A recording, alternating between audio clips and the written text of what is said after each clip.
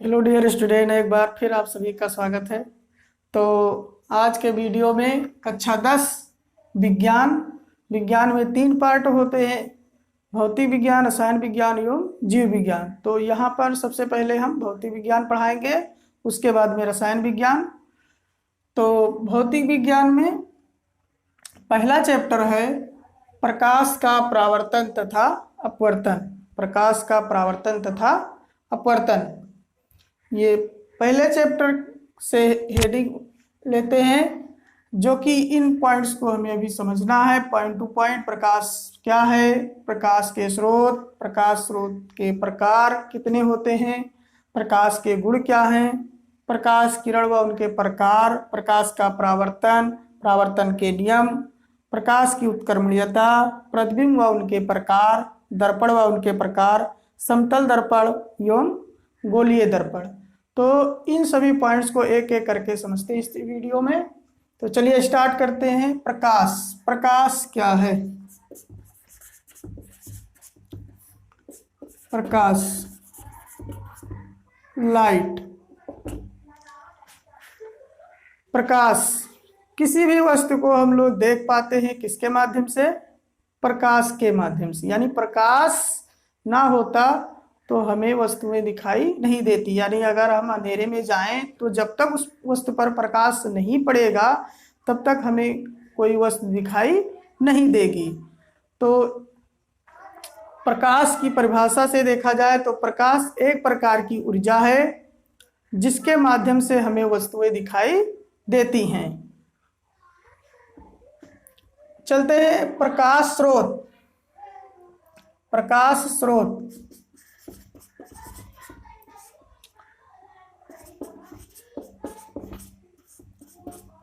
प्रकाश स्रोत क्या है? स्रोत यानी सोर्सेज, लाइट सोर्सेज, जिससे प्रकाश उत्पन्न होता है वही प्रकाश स्रोत होगा। जैसे विद्युत बल्ब, सूरज, तारे, ये सभी क्या हैं? प्रकाश स्रोत हैं, क्योंकि ये सभी प्रकाश उत्पन्न कर रहे हैं। तो प्रकाश स्रोत को भी 2 भागों में बांटा गया है, एक प्राकृतिक और दूसरा कृत्रिम या मानव निर्मित।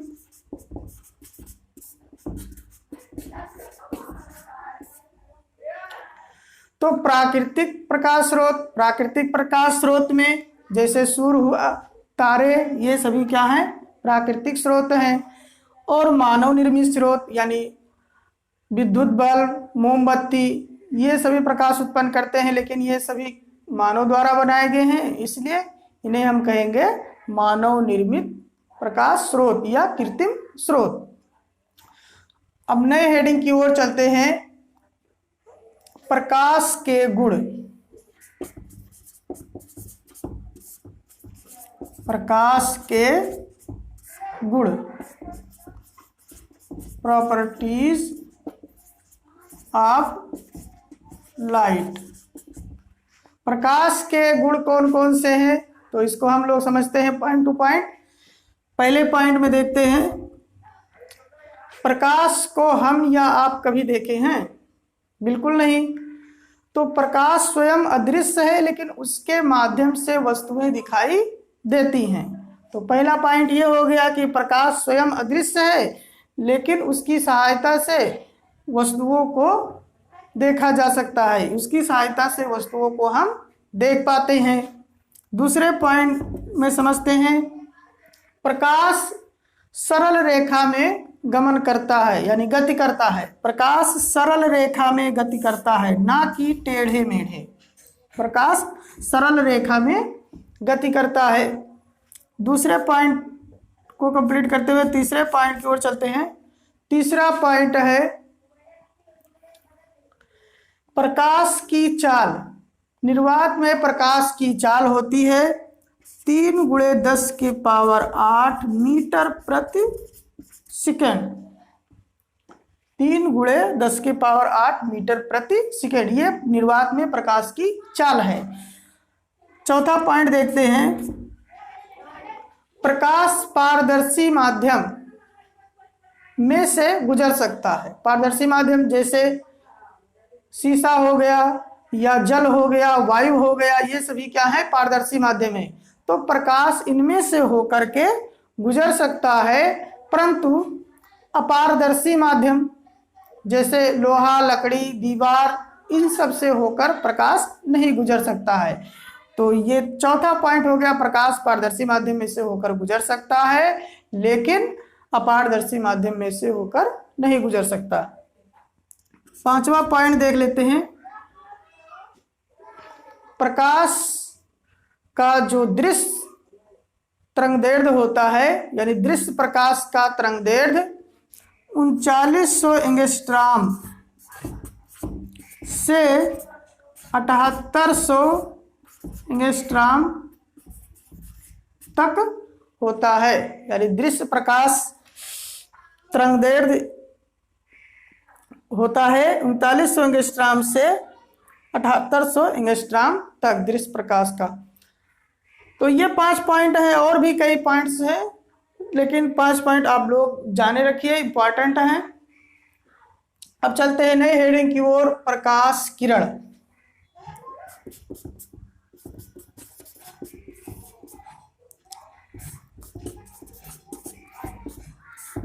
Light rays. प्रकाश किरण क्या है? जी हाँ, समझिए ध्यान से। मान लीजिए ये कोई सतह है और प्रकाश किसी पारदर्शी माध्यम में सरल रेखा में गमन करता है, तो जिस पथ पर वो चलता है वही पथ क्या कहलाता है? प्रकाश किरण। यानी ये पथ क्या है? प्रकाश किरण है। यानी पारदर्शी माध्यम में गमन किया, सरल रेखा में गमन किया, और जिस पथ से होकर ये आया वही पथ क्या है? प्रकाश किरण है। प्रकाश किरण जान चुके हैं आप लोग। अब प्रकाश किरण के बारे में समझते हैं। तो प्रकाश की जब कई किरणें एक साथ चलती हैं, यानी प्रकाश के किरणों के समूह को प्रकाश पुंज कहते हैं। प्रकाश किरणों के समूह को प्रकाश पुंज कहते हैं। अब आगे समझते हैं प्रकाश किरण के प्रकार। प्रकाश किरणों के प्रकार। प्रकाश किरणें 3 प्रकार से होती हैं, 3 प्रकार की।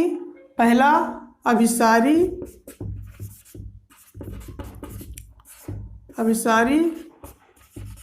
प्रकाश पुंज। अभिसारी प्रकाश पुंज। अभिसारी का मतलब होता है सिकुड़ना, यानी कई प्रकाश किरणें जाकर के किसी एक बिंदु पर मिलती हैं, तो इसे हम कहते हैं अभिसारी प्रकाश पुंज। अभिसारी प्रकाश पुंज, ये कई प्रकाश किरणें हैं जो कि जाकर के किसी एक बिंदु पर मिलती हैं, तो इसे हम कहते हैं अभिसारी प्रकाश पुंज। दूसरा देखते हैं, दूसरा है अपसारी प्रकाश पुंज। अपसारी प्रकाश पुंज। अपसारी प्रकाश पुंज। अपसारी का मतलब फैलना। तो जब एक बिंदु से प्रकाश किरणें फैली हुई प्रतीत होती हैं, जैसे मान लीजिए कि प्रकाश किरणें किसी एक बिंदु से आकर के फैली हुई हैं, किसी एक बिंदु से आती हुई प्रतीत होती हैं, तो इसे हम क्या कहते हैं? अपसारी प्रकाश पुंज। अपसारी प्रकाश पुंज, एक बिंदु से होकर के ये फैल गई हैं विभिन्न, तो इन्हें हम कहते हैं अपसारी प्रकाश पुंज। तीसरा है समांतर प्रकाश पुंज।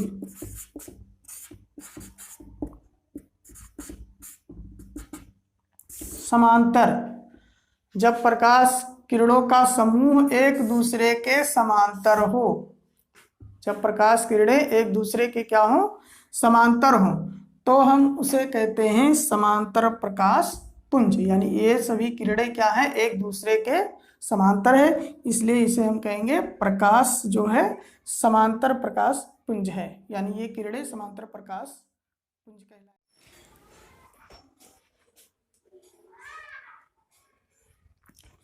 चलिए नए हेडिंग की ओर चलते हैं हम लोग। तो नया हेडिंग है प्रकाश का परावर्तन। प्रकाश का परावर्तन, प्रकाश के परावर्तन को सबसे पहले हम लोग चित्र के माध्यम से समझेंगे।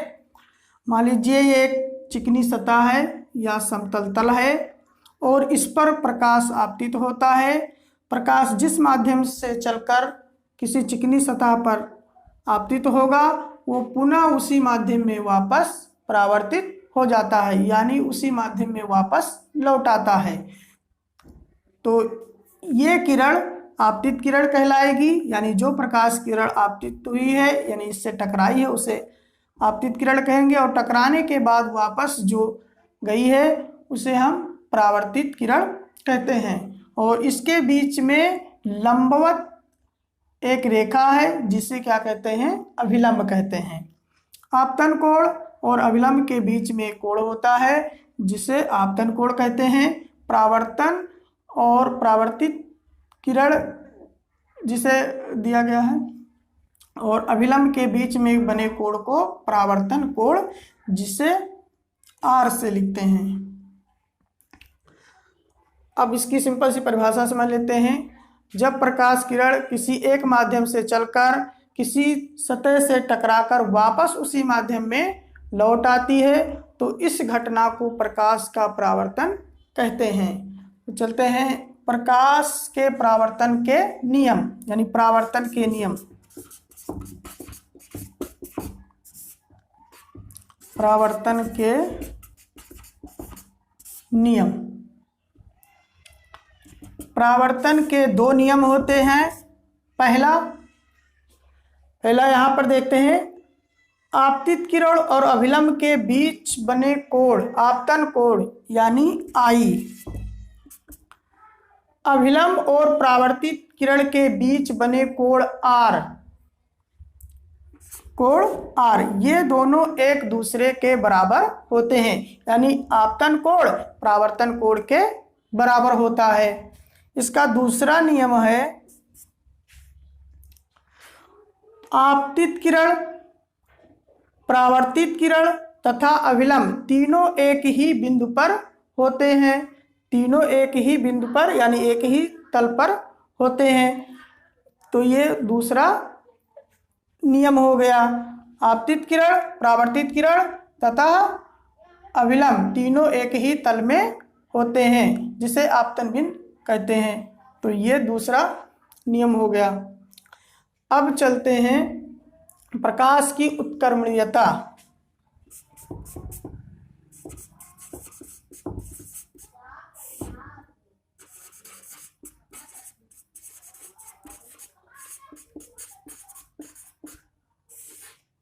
प्रकाश की उत्क्रमणीयता, प्रकाश की उत्क्रमणीयता इसी चित्र से समझते हैं। मान लीजिए कोई प्रकाश यहाँ पर आपतित हुआ तो ये आपतित किरण हो गई, यहाँ से परावर्तित किरण है। अब इसी का उल्टा कर दिया जाए, यानी परावर्तित किरण को आपतित किरण बना दिया जाए और आपतित किरण को परावर्तित किरण बना दिया जाए, उल्टा कर दिया जाए। तो यहाँ पर हम एक शीशा ले लेते हैं, ग्लास, यानी इसका पृष्ठ परावर्तक बना लेते हैं। और अब देखते हैं जब ये प्रकाश यहाँ पर आपतित होगा, इसके बाद यहाँ से परावर्तित होगा, तो यहाँ पर भी ये आपतित होगा, यानी प्रकाश यहाँ से फिर पुनः वापस आएगा। अब जब इससे टकराकर वापस आएगा तो ये किरण हो जाएगी आपतित किरण, और यहाँ से टकराने के बाद वापस जाएगी तो ये हो जाएगी परावर्तित किरण, जिसे हम क्या कहते हैं, प्रकाश की उत्क्रमणीयता। सिंपल सी परिभाषा है। जब हम इसको उत्क्रम करना चाहते हैं तो कोई प्रकाश किरण जब यहाँ पर आपतित होता है और उसके बाद परावर्तित होता है, परावर्तित के स्थान पर हम एक कांच का टुकड़ा लगा देते हैं। अब ये जो है आपतित किरण की तरह व्यवहार करने लगता है और ये किरण जो हो जाता है परावर्तित किरण। तो ये उसका उत्क्रम हो जाता है। अब नई हेडिंग, चलिए नए हेडिंग की ओर देखते हैं। प्रतिबिंब, इमेज। प्रतिबिंब क्या है? प्रतिबिंब जब किसी बिंदु वस्तु से दो या दो से अधिक प्रकाश किरणें चलकर परावर्तन या अपवर्तन के पश्चात किसी दूसरे बिंदु पर जाकर मिलती हैं या मिलती हुई प्रतीत होती हैं, तो वह दूसरा बिंदु प्रथम बिंदु का प्रतिबिंब कहलाता है। यानी एक वस्तु है, उससे दो या दो से अधिक प्रकाश किरणें चल करके परावर्तन या अपवर्तन के पश्चात किसी दूसरे बिंदु पर जाकर मिलती हैं या मिलती हुई प्रतीत होती हैं, तो वह बिंदु प्रथम बिंदु का प्रतिबिंब कहलाता है। प्रतिबिंब दो प्रकार के होते हैं। पहला है वास्तविक प्रतिबिंब और दूसरा है आभासी प्रतिबिंब। तो वास्तविक प्रतिबिंब देखते हैं। वास्तविक प्रतिबिंब जब बिंदु वस्तु से प्रकाश किरणें चलकर परावर्तन या अपवर्तन के पश्चात किसी दूसरे बिंदु पर वास्तव में मिलती हैं, तो वह बिंदु वास्तविक प्रतिबिंब कहलाता है। प्रथम बिंदु का वास्तविक प्रतिबिंब कहलाता है।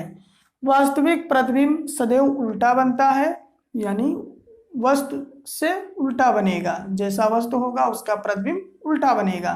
तो वास्तविक प्रतिबिंब में प्रतिबिंब जो हमेशा बनता है वो उल्टा बनता है।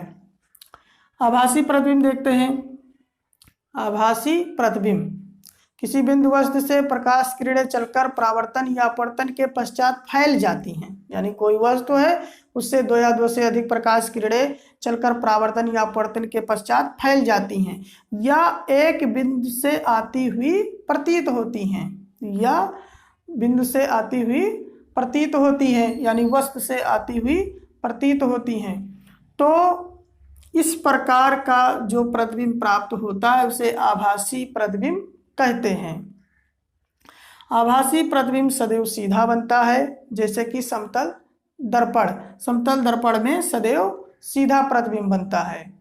इसमें कुछ डिफरेंस देख लेते हैं, अंतर। वास्तविक प्रतिबिंब सदैव उल्टा बनता है, आभासी प्रतिबिंब सदैव सीधा बनता है। यहाँ पर वास्तविक प्रतिबिंब को पर्दे पर प्राप्त किया जा सकता है, लेकिन आभासी प्रतिबिंब को पर्दे पर प्राप्त नहीं किया जा सकता है। और इसमें प्रकाश किरणें वास्तव में जाकर मिलती हैं वास्तविक प्रतिबिंब में, और यहाँ पर आभासी प्रतिबिंब में प्रकाश किरणें वास्तव में मिलती नहीं है, बल्कि आती हुई प्रतीत होती हैं, फैल जाती हैं। वो प्रकाश किरणें परावर्तन या अपवर्तन के पश्चात फैल जाती हैं और जिससे आती हुई प्रतीत होती हैं, तो वो बनता है आभासी प्रतिबिंब। हम नई हेडिंग की ओर चलते हैं। दर्पण, मिरर। दर्पण क्या है? कोई चिकना सतह ले लीजिए या फिर कांच का टुकड़ा और इसके एक पृष्ठ को पॉलिश या कलई कर दीजिए और इस प्रकार ये दर्पण बन गया। यानी हमने एक कांच का टुकड़ा लिया, उसके दूसरे पृष्ठ को परावर्तक बना दिया और एक पृष्ठ को पॉलिश करके, तो इस प्रकार ये क्या बन गया? दर्पण।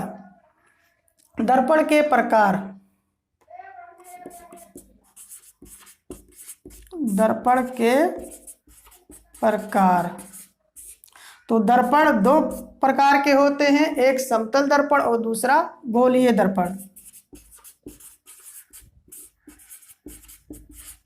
समतल दर्पण और दूसरा गोलीय दर्पण।